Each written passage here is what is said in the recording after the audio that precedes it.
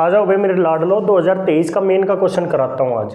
क्या कहा है, alpha comma beta ortho centre है ट्रायंगल एबीसी का, जिसके वर्टिसेस के कोऑर्डिनेट्स हमें दे रखे हैं। इन्होंने कहा है 9 अल्फा माइनस 6 बीटा प्लस 60 की वैल्यू बताइए। अब हमें पता है कि कोई ट्रायंगल है जिसका ऑर्थो सेंटर कैसे निकालेंगे, उस ट्रायंगल के एल्टीट्यूड का इंटरसेक्टिंग पॉइंट होता है ऑर्थो सेंटर। ये इंटरसेक्टिंग पॉइंट क्या होता है, ऑर्थो सेंटर होता है।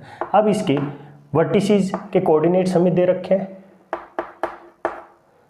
बी क्या दे रखा है -1, 2 और सी क्या दे रखा है 4, 5।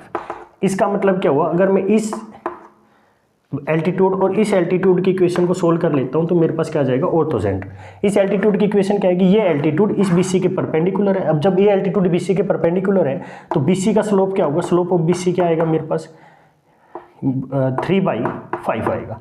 तो बीसी का स्लोप 3/5 है तो एडी का स्लोप क्या होगा, स्लोप ऑफ एडी क्या आएगा मेरे पास -5/3।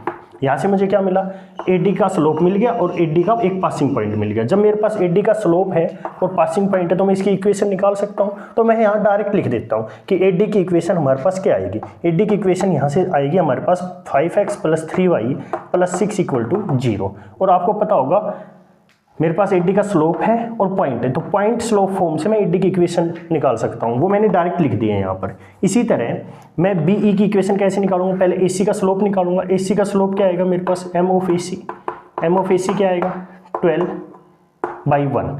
तो एसी का स्लोप 12 है तो बीई का स्लोप क्या आएगा, बीई का स्लोप आएगा मेरे पास -1/12।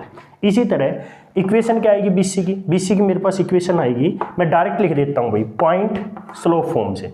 मेरे पास बीई का एक पॉइंट है और इसका स्लोप है मेरे पास, तो मैं इसकी इक्वेशन लिख देता हूँ x + 12y - 23 = 0।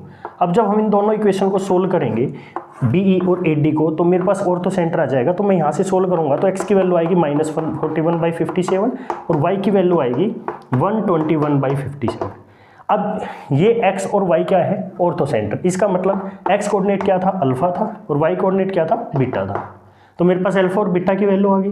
मुझे इसकी वैल्यू फाइंड करनी है। 9 अल्फा - 6 बीटा मैं निकाल देता हूँ। 9 × अल्फा -141/57 -6 बीटा 121/51 प्लस में 60 = 0।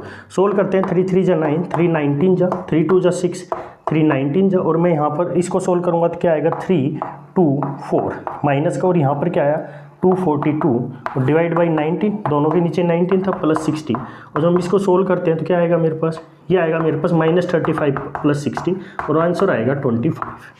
ये हमारा ऑप्शन ए होगा। धन्यवाद।